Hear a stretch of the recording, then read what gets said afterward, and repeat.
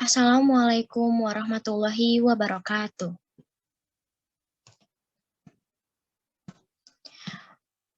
Perkenalkan kami dari kelompok 3 mata kuliah Literasi Teknologi kelas 2B dengan dosen pengampu Bapak Erlan Darmawan Eskom MSI. Di sini kami akan mempresentasikan hasil diskusi kami mengenai pentingnya teknologi informasi dan komunikasi di era revolusi industri keempat. Next slide. Kami dari kelompok 3 yang beranggotakan Jasmine Aisyah Wijayanti, Muhammad Raflis Bastio, Meisya Miftahul Jannah, Najia Konita, dan saya sendiri Monika Lisyani.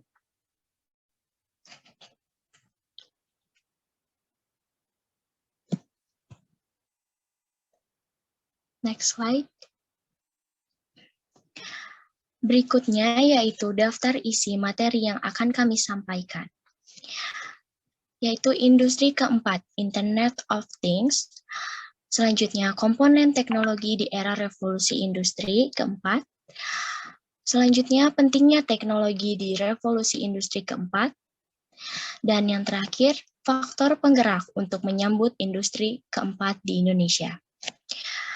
Di sini kami menggunakan sumber materi dari blog.unlimited.id, kominfo.go.id, dan graduate.binusac.id.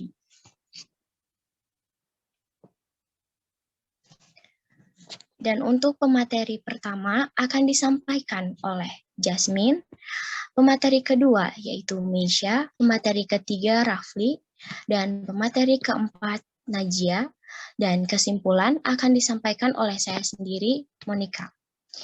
Untuk pemateri pertama, Jasmine, saya persilahkan. Ya, terima kasih untuk Monika. Di sini saya akan membahas tentang industri 4.0. Apa sih industri 4.0 itu?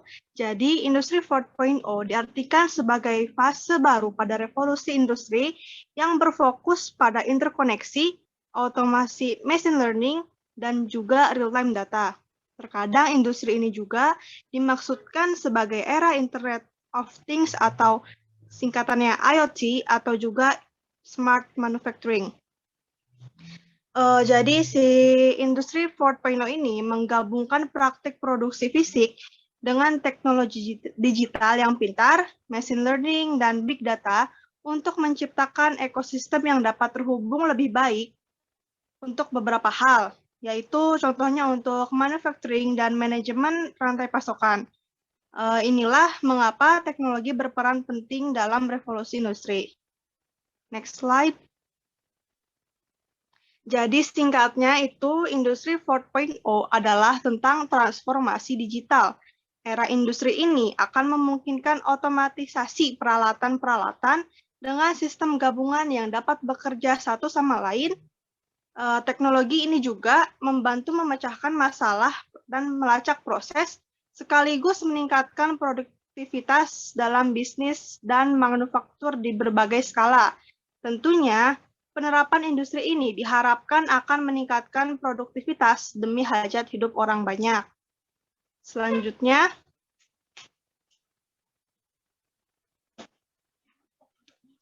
ada Internet of Things atau IoT. Internet of Things dapat diartikan sebagai jutaan perangkat di seluruh dunia yang kini saling terhubung melalui koneksi internet. Teknologi ini dapat mengumpulkan dan membagikan data. Tak hanya itu, IoT atau Internet of Things juga mencakup teknologi sensor lainnya, seperti teknologi nirkabel dan QR Code yang sekarang begitu mudah ditemukan di mana saja untuk penggunaan apapun juga. Penerapan IoT yang paling mudah ditemui adalah penggunaan QR Code untuk melakukan pembayaran alias cashless. Materi selanjutnya akan dibacakan oleh pemateri kedua. Terima kasih kepada Jasmine yang telah menyampaikan materinya. Untuk selanjutnya, pemateri kedua yaitu Meisya. Saya persilakan.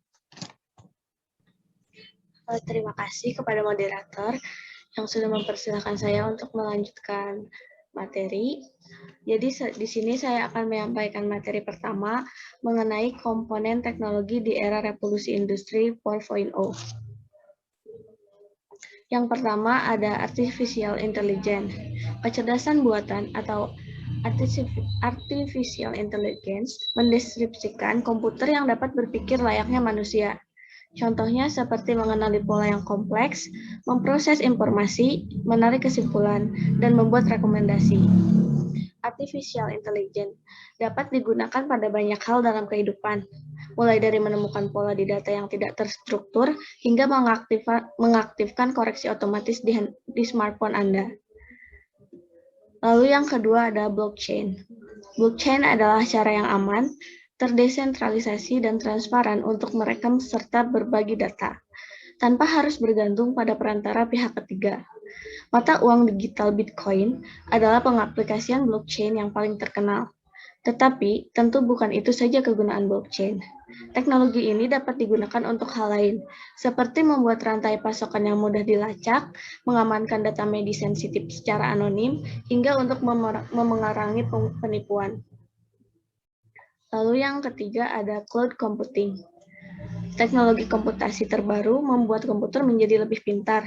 Hal ini memungkinkan komputer dapat memproses data dalam jumlah besar dengan waktu yang lebih cepat dari sebelumnya.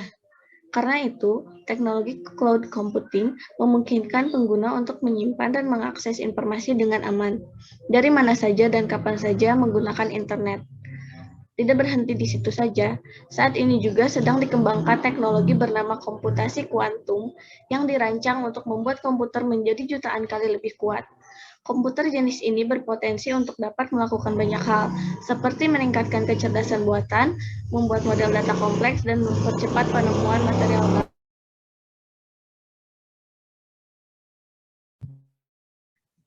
Yang keempat yaitu virtual reality.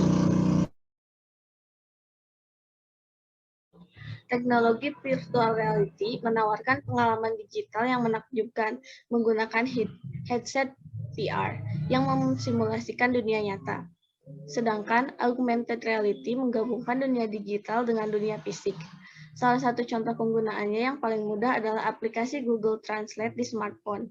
Aplikasi alih bahasa ini kini memungkinkan pengguna menerjemahkan teks cukup dengan memindai. Mungkin hanya itu materi yang bisa saya sampaikan. Selanjutnya saya kembalikan ke moderator. Terima kasih kepada Meisha yang telah menyampaikan materinya. Selanjutnya pemateri ketiga yaitu Rafli. Saya persilakan. Baik, terima kasih kepada moderator yang telah memberikan saya kesempatan untuk berbicara. Jadi kali ini saya akan melanjutkan apa yang tadi Meisha sampaikan. Nah, jadi yang kelima di sini ada bioteknologi. Teknologi bernama bioteknologi ini memanfaatkan proses seluler dan biomolekuler untuk mengembangkan teknologi baru. Juga dalam rentang penggunaan yang luas. Nah, yang keenam di sini ada machine learning. Machine learning ini mengacu pada kemampuan yang harus dipelajari dan ditingkatkan oleh komputer melalui kecerdasan buatan, tanpa secara eksplisit diprogram untuk melakukannya. Next slide. Yang ketujuh ada M2M, dikenal pula sebagai machine to machine, teknologi yang mengacu pada komunikasi yang terjadi antara dua mesin terpisah melalui jaringan kabel atau kabel. Dan yang kedelapan ada real-time data processing. Nah, ini dimaksudkan sebagai kemampuan sebuah sistem komputer untuk secara kontinu dan otomatis memproses data dan menyajikannya secara real-time atau langsung. Poin kedua di sini ada pentingnya teknologi di revolusi industri 4.0. Next slide. Nah, industri 4.0 ini mencakup seluruh siklus hidup produk dan rantai pasokan. Jadi mulai dari desain, penjualan, inventaris, penjadwalan, kualitas, teknik, serta layanan pelanggan, semua ini bisa berbagi pandangan dan informasi terkini seputar produksi dan proses bisnis, serta analisis yang lebih kaya dan lebih tepat waktu. Baik, sekian dari saya, mungkin lebih lanjutnya di moderator. Terima kasih kepada Rafli yang telah menyampaikan materinya. Untuk selanjutnya, pemateri selanjutnya yaitu Najia. Saya persilakan. Terima kasih kepada moderator yang telah menyempatkan saya untuk berbicara. Dan saya akan menjelaskan tentang keuntungan menerapkan teknologi revolusi industri. Yang pertama yaitu meningkatkan level kompetitif. Agar tetap kompetitif, di sini kita harus memiliki sistem dan proses untuk memungkinkan Anda memberikan tingkat layanan yang sama atau lebih baik. Kemudian yang kedua, menarik atensi angkatan kerja yang lebih muda. Perusahaan yang berinvestasi dalam teknologi industri yang modern dan inovatif memiliki posisi lebih baik untuk menarik dan mempertahankan pekerjaan baru. Kemudian yang ketiga, meningkatkan kerjasama tim. Jadi bagi perusahaan yang berinvestasi dalam teknologi industri, efisiensi adalah tujuan.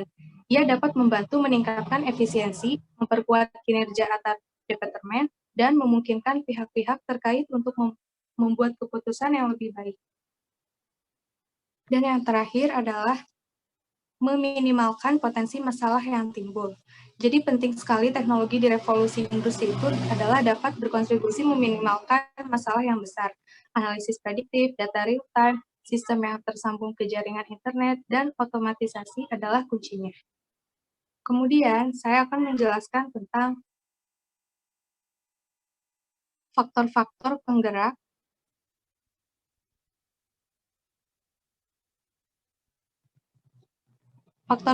penggerak untuk menyambut industri 4.0.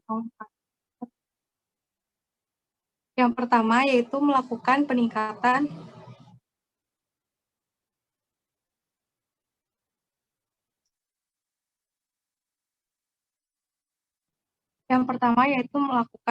peningkatan otomatisasi. Melakukan peningkatan otomatisasi yaitu disiplin ilmu yang mempelajari otomatisasi perangkat atau sistem. Pemanfaatan sistem kontrol seperti halnya komputer yang digunakan untuk mengendalikan mesin-mesin industri dan kontrol proses untuk menggantikan operator tenaga manusia. Kemudian yang kedua yaitu komunikasi mesin to mesin. Jadi secara singkat, komunikasi mesin to mesin itu dapat digunakan untuk memantau kondisi infrastruktur publik yang kritis, lebih efisien seperti halnya fasilitas pengolahan air, listrik atau jembatan, dan menguranginya intervensi manusia. Kemudian yang ketiga yaitu komunikasi human to machine. Komunikasi human to machine adalah sebuah sistem yang dapat mempertemukan manusia dengan teknologi mesin. Tujuannya yaitu untuk menambah tingkat interaksi antara mesin dan operator melalui tampilan yang ada di layar komputer dan memenuhi kebutuhan para pengguna terhadap informasi pada mesin. Dan yang keempat adalah artificial intelligence, yaitu sebuah teknologi yang memungkinkan sistem komputer, perangkat lunak, program, dan robot untuk berpikir secara cerdas layaknya manusia, yang mana tentu saja penerapan ini biasanya ada pada sistem komputer ataupun mesin, sehingga sistem dapat mengenali data. Dan yang terakhir yaitu pengembangan teknologi berkelanjutan. Teknologi berkelanjutan itu adalah adanya inovasi sistem yang mengubah struktur sistem teknologi dan melibatkan unsur-unsur yang berkontribusi dalam menghasilkan produk dan jasa bagi konsumen.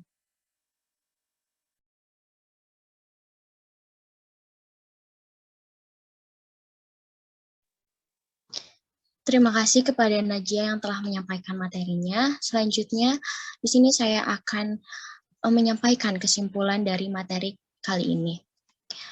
Revolusi industri 4.0 memberikan banyak keuntungan sekaligus tantangan. Menyadari pentingnya teknologi di revolusi industri 4.0, sebagai manusia, tentu kita harus beradaptasi dengannya. Mungkin cukup sekian yang dapat kami sampaikan. Semoga materi yang telah kami presentasikan kali ini dapat bermanfaat bagi semua. Wabillahi taufiq wal hidayah. Wassalamualaikum warahmatullahi wabarakatuh.